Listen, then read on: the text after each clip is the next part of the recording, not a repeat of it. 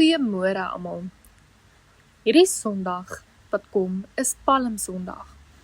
En daarom wil ek hierdie week elke dag stil staan by dit wat gebeur in Jesus se lewe voor sy intog in Jerusalem.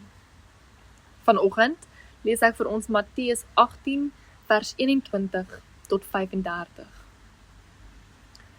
Daarna het Petrus na Jesus toe gekom en gevra: Here, hoeveel keer moet ek my broer vergewe as hy iets verkeerds teen my doen?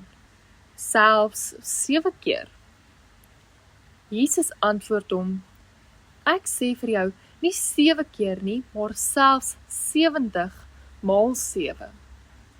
Daarom kan die koninkryk van die hemel vergelyk word met 'n koning wat besluit het om saam met sy amptenare hulle boeke na te gaan. Toe hy daarmee begin, is een amptenaar na hom toe gebring wat miljoene rande geskuld het. Hy kon dit nie betaal nie. En daarom het die koning beveel dat hy en sy vrou en sy kinders en alles wat hy het, verkoop en die skuld betaal moet word. Die man het voor hom neergeval en gesoebat: Gee my tog uitstel, ek sal u alles terugbetaal.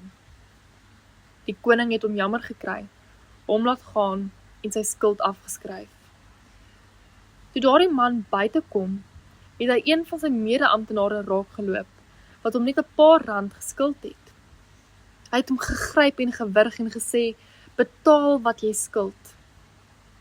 Sy mede-amptenaar het voor hom neergeval en hom gesmeek: Gee my tog uitstel, ek sal jou betaal.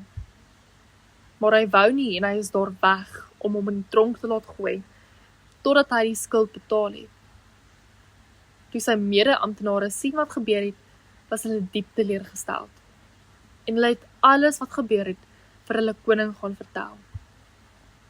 Die koning het hom laat haal en vir hom gesê: Jou skurk, al daardie skuld het ek vir jou afgeskryf, omdat jy my gesoebat het.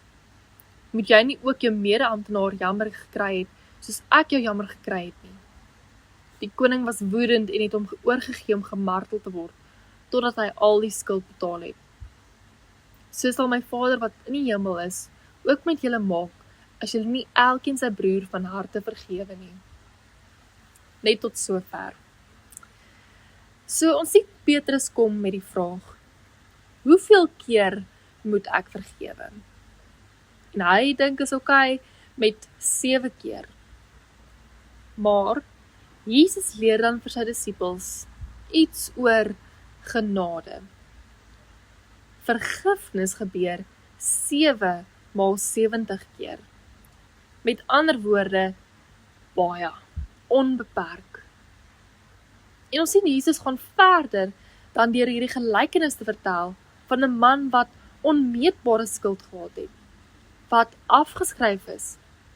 Maar toe hy net daarna iemand raakloop wat hom 'n klein bedrag skuld, wil hy nie hom vergewe nie.